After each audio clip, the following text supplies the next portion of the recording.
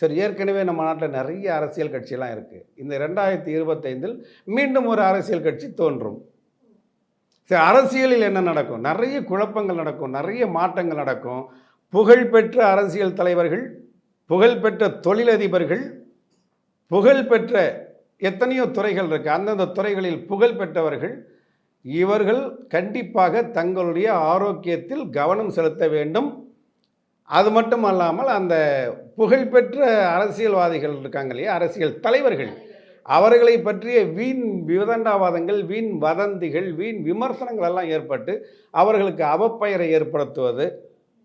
அது மட்டும் அல்லாமல் பழமை வாய்ந்த பழம்பெரும் ஒரு அரசியல் கட்சியினுடைய சின்னம் முடக்கப்படும்.